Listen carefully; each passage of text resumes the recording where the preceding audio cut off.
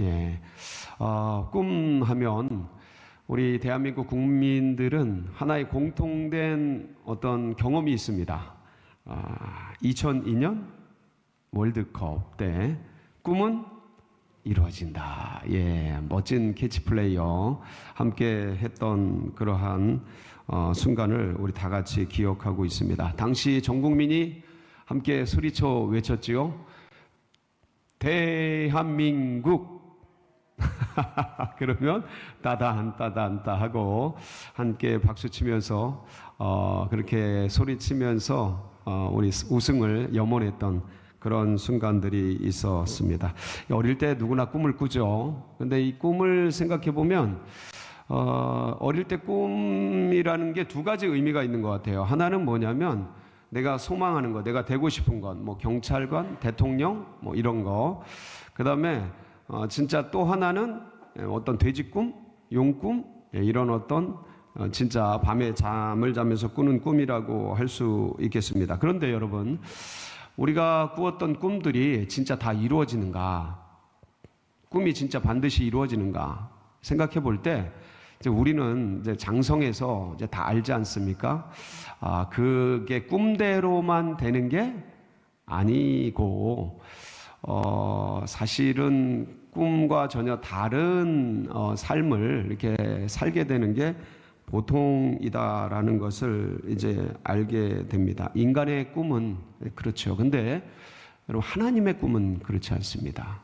하나님이 우리를 향해 계획하시고 의도하시고 꿈꾸시는, 인류를 향해 꿈꾸시는 그 일들은 반드시 이루어집니다. 오늘 제 요셉을 통해서 하나님이 주신 꿈들이 어떻게 이루어지는지 그것을 살펴볼 겁니다. 근데 요셉이 꿈을 이루어가는 과정보다 오늘은 요셉이 꿈을 꾸고 그 꿈을 이루기 전에 당했던 고난들의 의미들을 함께 살펴보려고 합니다.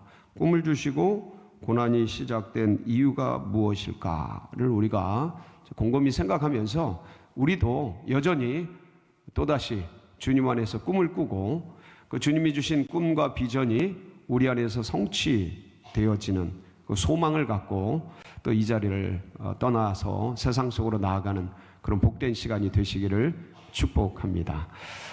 여러분, 야곱에게 12아들이 있었던 거 아시죠? 야곱의 첫사랑이 누구죠? 라헬입니다. 라헬. 근데 라헬은 일찍 죽어요. 일찍 죽는데 죽기 전에 두 아들을 낳습니다. 그게 누구냐면 11째 요셉과 12번째 아들 베냐민입니다. 그러니까 이 남자들에게 이 첫사랑은 또 잊지 못할 대상이잖아요. 그러니까 라헬이 죽고 나서 이 라헬을 향한 어떤 첫사랑의 그 애틋한 사랑이 두 아들에게 흘러갔던 듯해요. 그래서 12아들이 있었는데 그 중에서 유독이 이 두 아들을 편애하게 됩니다. 이제 야곱이 그 중에서 이제 요셉은 특별히 옷도 채색 옷을 입히고, 그리고 야곱이 특별히 그 요셉과 대화를 많이 하고, 그리고 그 스라에서 금지 오겹 키워가게 됩니다. 그러다 보니까 이제 배에 다른 형제들이 많았거든요. 그 형제들에 의해서 이 요셉이 어떻게 되겠어요? 미움을 받게 되죠. 왜냐하면 아빠하고 얘기하면서 그 형제들 사이에서 일어나는 일들을, 그게 그때는 고자질이라고 생각은 못했겠죠. 그냥 일어나는 일들을 막 얘기를 하게 되었고, 그게 본의 아니게 아버지에게 고자질하는 그런 일들이 되었을 겁니다. 그러다 보니까 이제 야곱이 그 형제간에서 일어나는 일들을 알고 뭐 야단치고 또 그랬겠죠. 조종하고 그렇게 되었습니다. 그 금지 오겹 요셉을 키우게 되는데, 요셉이 17살 때 되는 때 꿈을 꾸게 됩니다. 어떤 꿈을 꿨냐면 오늘 우리가 읽은 꿈을 꿔요. 크게 두 가지죠. 하나는 7절에 뭐라고 되어 있냐면 요셉의 단이 이렇게 곡식단이죠. 서 있고 형님들의 단이 요셉의 단을 삥 둘러서 이렇게 절을 하는 꿈입니다. 그리고 두 번째 꿈은 아마 요셉의 별이 있었겠죠. 요셉의 별이 있는데 해와 달과 11별이 요셉의 별에게 절을 하는 꿈이에요. 해와 달은 누구겠어요? 엄마? 아버지겠죠. 11별은 가족들, 형제간들일 겁니다. 그런데 이 두 가지 꿈을 꾸고 나서 우리는 성경을 통해서 요셉의 이 꿈이 어떻게 이루어지는지를 잘 알고 있습니다. 창세기 42장 6절에 보면 진짜 형제들이 요셉에게 절을 합니다. 한번 보실까요? 창세기 42장 6절 같이 봅니다. 시작. 때에 요셉이 나라의 총리로서 그 땅 모든 백성에게 곡식을 팔더니 요셉의 형들이 와서 그 앞에서 땅에 엎드려 절하매. 절을 하죠. 형들이 절을 하는 거예요. 10명의 그 곡식단 옛날에 구웠던. 그리고 두 번째 꿈은 이제 요셉이 총리가 되어서 이제 7년 풍년이 있은 다음에 이제 흉년이 시작될 때 가나안에 모든 곡식들이 사라지게 되고 가뭄이 임해서 줄이게 됩니다. 이때 이제 야곱이 형 요셉이 애굽에 살아 있다는 얘기를 듣게 돼요. 그래서 야곱과 온 가족이 애굽으로 들어가게 됩니다. 이걸 입애굽이라고 하는데 들어가서 이제 누구를 만나겠어요? 요셉을 만나겠죠. 근데 이때는 이제 공식적인 행사라 요셉은 총리였고 이제 백성들이잖아요. 그것도 아주 작은 나라의 소국의 백성들이라 이제 와서 아버지와 자녀들이 요셉 총리에게 뭐를 했겠어요? 절을 하게 되는 거예요. 그래서 이제 꿈이 두 번째로 실현되게 되는데, 자, 여기서 요셉이 몇 살 때 꿈을 꾼다고요? 17살에 꿈을 꾸는데, 그 꿈이 실현된 것은 언제냐면 요셉이 30세에 총리가 되고 7년간 풍년이 있은 다음에 흉년이 지던 2년째에서 3년째 사이에 그 꿈이 실현이 돼요.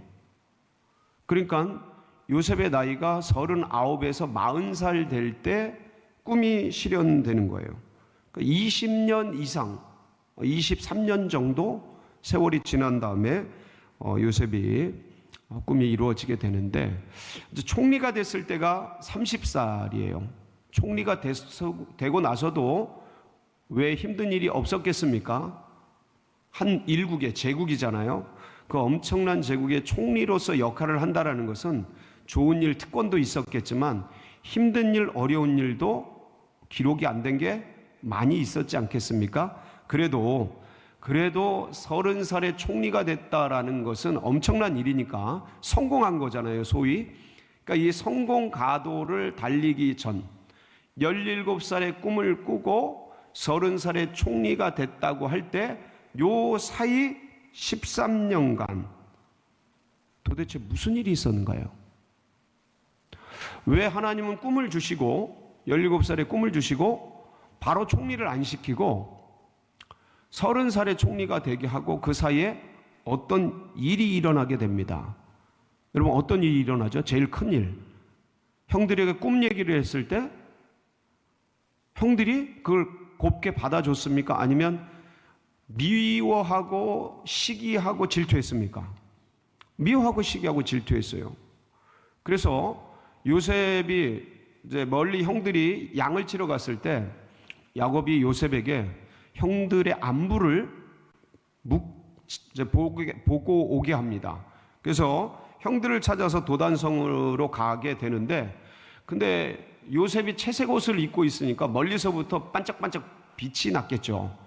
그 형들이 요셉이 오는 것을 보고 뭐라고 하냐면 이렇게 얘기를 합니다. 창세기 37장 19절 20절인데 한번 볼까요? 시작.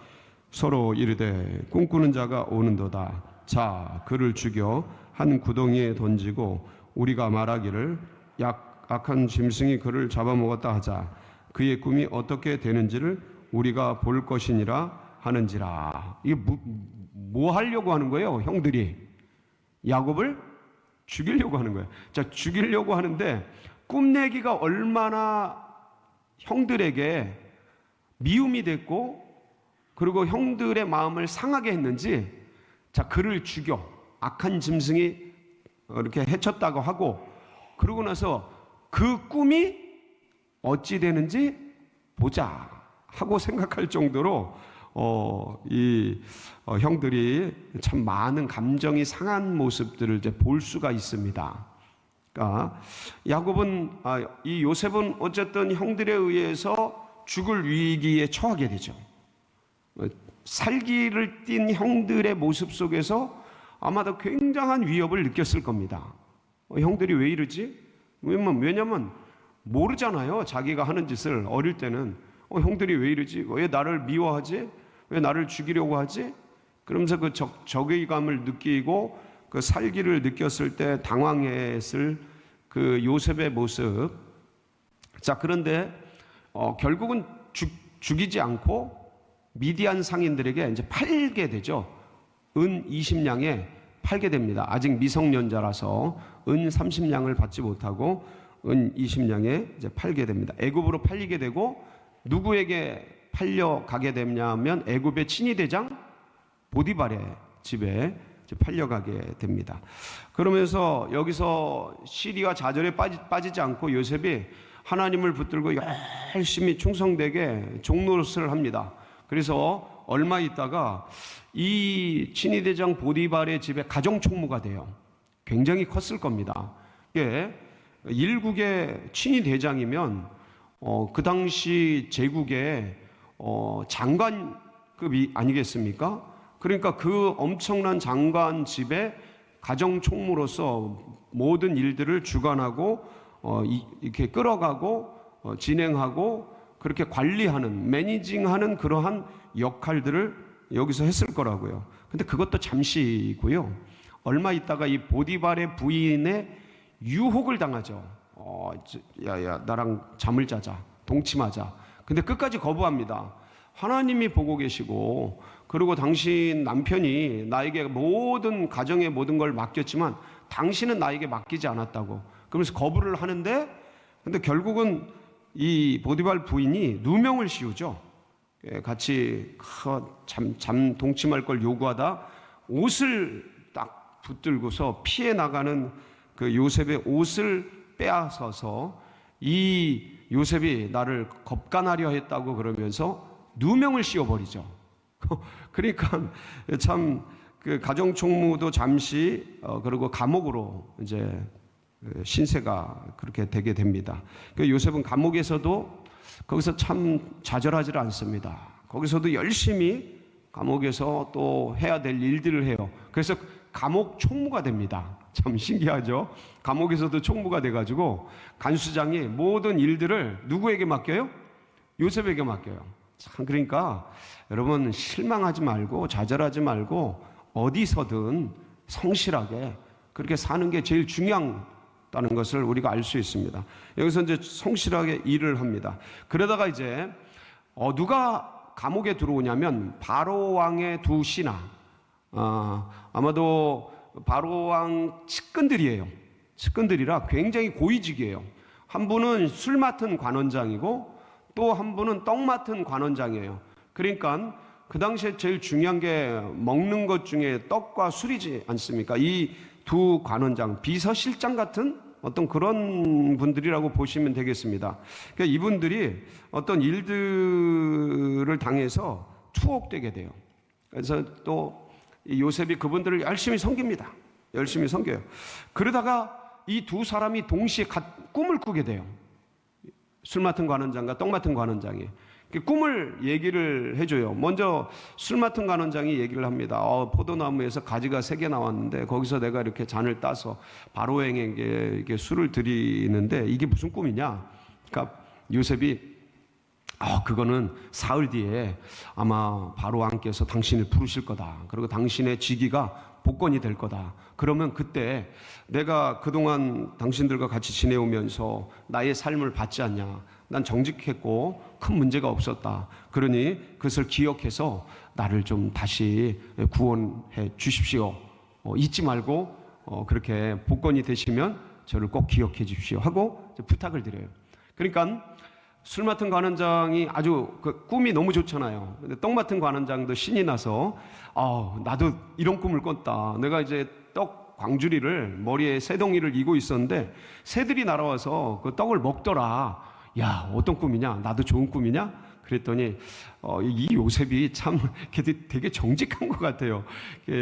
보통 같으면 그런 어려운 일이 있으면 해석을 꺼렸을 텐데, 관원장이요, 그것은 사흘 뒤에 바로께서 당신을 부르실 텐데 당신의 목이 매달려서 새들이 와서 당신을 먹게 될 겁니다. 이렇게 죽게 된다는 거죠. 아유, 참 이런 해석을 해줘요. 참, 근데 사흘 뒤가 언제예요? 바로의 생일인 거예요. 바로의 생일날 자기 측근이 감옥에 있으니까 두 사람을 불러내서 그 중에 참 꿈의 해몽대로 술 맡은 관원장은 복권이 되고, 그래서 바로에게 다시 술을 따르는 그런 비서실장이 되고, 떡 맡은 관원장은 공교롭게도 아마 죄가 있어서 문책을 당해서 이렇게 처형이 돼서 그렇게 죽어가게 됩니다. 자, 그러면 술 맡은 관원장이 복권이 됐으니까 누구를 기억해야 돼요? 요셉을 기억해야 되는데 그냥 복권된 게 너무 기쁘고 그러면서 새까맣게 잊어버리고 2년의 세월이 흘러갑니다. 그렇게 해서 17살 때 형들에 의해서 팔려서 30세가 되기 전까지 13년간을 우여곡절 속에 가정 총무됐다, 노예가 됐다, 가정 총무됐다, 억울한 누명에서 감옥으로 빠졌다, 소망을 가졌다가 다시 일그러졌다가 잊어먹었구나, 그런 식으로 계속해서 우여곡절의 어려움들을 당하다가 30세가 돼요. 이때 누가 꿈을 꿉니까? 30세 때 바로가 꿈을 꿔요. 바로가 꾼 꿈을 여러분 기억하세요? 기억나시죠? 근데 한번 성경을 통해 한번 볼까요? 한번 보겠습니다. 창세기 41장 1절에서 7절인데 같이 봅니다. 시작. 만 2년 후에 바로가 꿈을 꾼즉 자기가 나일 강가에 서 있는데 보니 아름답고 살진 7 암소가 강가에서 올라와 갈밭에서 뜯어먹고, 그 뒤에 또 흉하고 파리한 다른 7 암소가 나일 강가에서 올라와 그 소와 함께 나일 강가에 서 있더니 그 흉하고 파리한 소가 그 아름답고 살진 7 소를 먹은지라. 바로가 곧 깨었다가 다시 잠이 들어 꿈을 꾸니 한 줄기에 무성하고 충실한 7 이삭이 나오고, 그 후에 또 가늘고 동풍에 마른 이삭이 나오더니 그 가는 7 이삭이 무성하고 충실한 7 이삭을 삼킨지라. 바로가 깬즉 꿈이라. 자, 애굽의 바로 왕이 이 꿈을 꾼 거예요. 자, 이 꿈이 뭔지는 여러분도 다 아시죠? 그 7 황소와 7 이삭은, 풍성한 7 이삭은 풍년이에요. 풍년, 7년의 풍년. 그리고 그 7 풍성한 황소 뒤에 나온 마르고 빼짝 마른 그 뼈다귀밖에 안 남은 이 7 소는 흉년이에요. 흉년. 그리고 뒤에 나온 벼이삭, 마른 벼이삭도 7 흉년이고, 두 꿈이 하나의 뜻을 낸다라는 것을 우리는 알고 있잖아요. 근데 바로가 꿈을 꿨는데 아무도 해몽을 못하는 거예요. 바로는 2번이나 연거푸 꿔서 생생하게 기억하는데, 여러분들도 꿈을 이제 종종 꾸시겠지만 어떤 땐 같은 꿈을 2번 꿀 때가 있잖아요. 그 꿈이 기억이 나잖아요. 그 꿈을 깼는데 생생하게 기억이 나. 근데 이게 꿈이 뭔지 무슨 뜻인지를 모르겠어. 그럴 때 엄청 궁금하시잖아요. 그러니까 궁금하니까 바로가 술객들과 박사들을 불러서 꿈 해몽을 시키는데 아무도 해석을 못해. 그때 술 맡은 관원장이 새까맣게 잊고 있었던 누구를 생각해요? 요셉을 생각해요. 바로 왕이요, 제가 지난날에 참 그 일들을 추억합니다. 그때 제가 문책을 당해서 감옥에 있었을 때 거기서 한 소년을 만났는데 꿈 해몽이 기가 막힙니다. 그 청년을 불러서 바로 왕의 꿈을 해몽하게 하면 해석이 될 겁니다 하고 요셉을 소개한 거예요. 기가 막혀. 그래가지고 이제 요셉이 모든 수염을 깎고 의관을 정제하고 바로 왕 앞에 섰습니다. 그러면서 바로가 이 꿈 얘기를 할 때 요셉이 딱 듣자마자 뭐예요? 해몽을 해요. 아까도 제가 말씀을 드렸습니다. 아니, 꿈을 주시고 30살까지 그 많은 고난을 주신 이유가 뭘까? 저는 여러분들도 그 고난의 의미를 다 압니다. 저도 압니다. 그 성경에서 저는 말하고 있는 것을 같이 공유하고 싶어요. 성경에서 뭐라고 말하고 있습니까? 신명기 8장 2절 3절이에요. 여러분들 이 말씀을 여러분 일생의 가슴에 새기는 복된 말씀 되시기를 바랍니다. 같이 한번 보실까요? 시작. 내게 광야 길을 걷게 하신 것을 기억하라. 이는 너를 낮추시며 너를 시험하사 내 마음이 어떠한지 그 명령을 지키는지 지키지 않는지 알려 하심이라. 너를 낮추시며 너를 줄이게 하시며 또 너도 알지 못하며 내 조상들도 알지 못하던 만나를 내게 먹이신 것은 사람이 떡으로만 사는 것이 아니요 여호와의 입에서 나오는 모든 말씀으로 사는 줄을 내가 알게 하려 하심이니라. 참, 이 말씀 안에 이스라엘 백성이 출애굽하고 나서 광야를 40년간 돌았던 의미들이 농축되어 있거든요. 그러니까 이스라엘 출애굽 백성들의 그 만났던 광야가 어떤 의미인지를 우리 지금 믿음의 백성들에게 적용해 볼 때 그런 거죠. 예수 그리스도 인생을 걸어가면서 예수님 붙들고 삶을 살아가면서 살아가는 인생이 광야라는 거예요. 그러니까 내게 다가오는 고난과 어려움들, 여기 그 고난과 어려움들이 없었던 분들이 어디 있습니까? 지금도 없는 분이 몇이나 있겠습니까? 그 수많은 어려움과 고난들, 결국은 이 고난들이 연합하고 합력해서 반드시 하나님의 꿈을 이루고 나를 향한 하나님의 놀라운 계획이 이루어지는 그런 합력해 선이 되는 재료가 될 줄 믿습니다. 여러분, 이걸 잊지 말아라. 그리고 거기서 배워라. 거기서 익혀라. 그리고 18년간 우리 교회가요, 저 둔촌동을 향해 기도해 왔어요. 간절히 기도해 왔어요. 근데 하나님께서 둔촌동의 작은 조각구름을 이제 허락해 주셨어요. 여러분, 기도 멈추지 말아라. 끝까지 기도해라. 언제까지요? 이루어질 때까지. 포기하지 말아라. 이건 고난이 아니에요. 합력해서 아름다운 선을 이루고 전화위복의 축복으로 변화되는 놀라운 역사가 될 줄 믿습니다.